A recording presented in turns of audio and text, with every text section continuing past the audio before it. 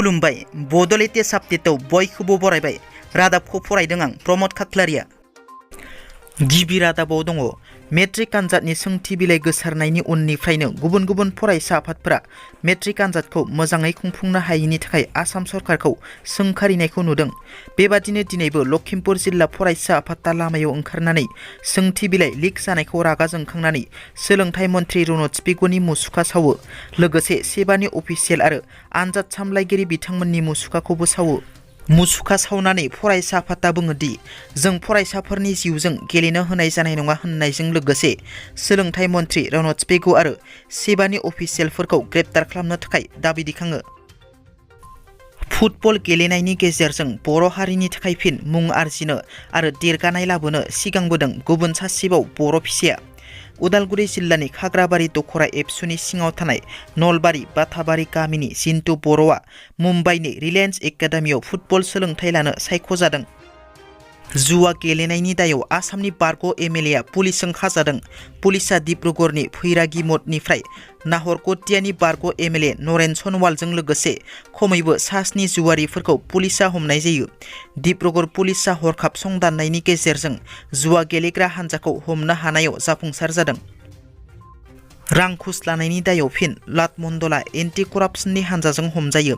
Anti कराप्सननि हान्जाया रां घुस लाग्रा सरखारि मावख'गिरि बिबानगिरिफोरखौ हमनाय बादिनो दिनैबो फिन लाटमन्डलखौ हमदों।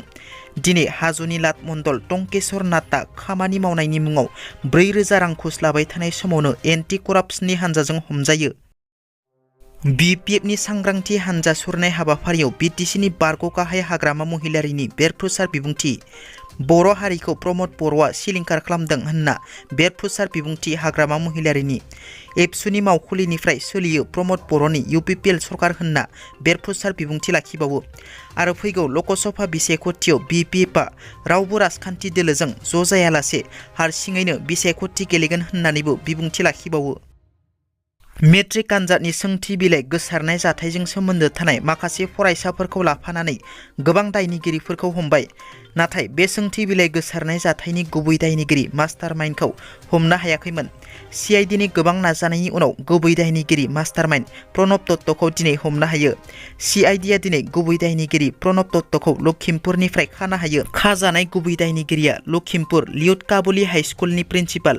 मिथिनो मोननाय बादिब्ला फोरोंगिरि कुमुद राजख'वा मुंनि गुबुन सासे मास्टार माइन्डआ दासिम खारखोमानानै दं।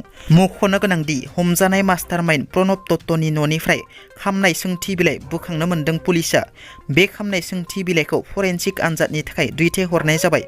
हमजानाय मास्टार माइन्डखौ दिनै सिआइडिनि हेडक्वार्टाराव लाबोनाय जागोन। मेट्रिक आनजादनि सोंथि बिलाइ गोसारनायखौ लानानै गोबां सावरायजाबाय थानाय समावनो सेबानि एग्जामिनेसन कन्ट्रलार नयनज्यति शर्मानि बिबुंथि।